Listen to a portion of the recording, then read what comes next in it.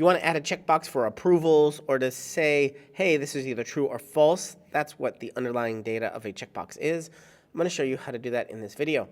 We select a cell, in this case D2, go up to Insert, and we're going to select Checkbox.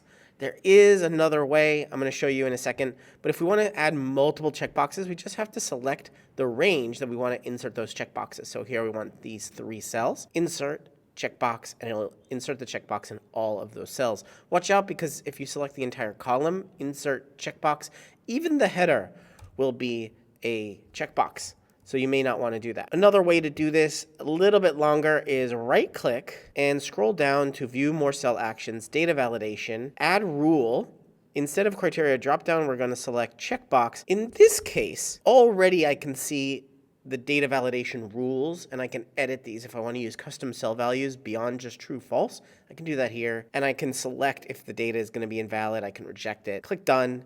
And I can change that range by clicking here and apply to range D2:D. Click Done, and it's the entire column. If you've just inserted a checkbox, you can right-click and also go to View More Cell Actions, Data Validation, and here that checkbox data validation rule is already going to be set. Go there, and now we can change those custom values. Advanced options are here, and we can also remove this rule or delete that checkbox. There you go. That's how to add checkboxes, and a little bit more than you expected. If you want to get more out of your Google Sheets than you ever have before, consider subscribing here on YouTube to Better Sheets.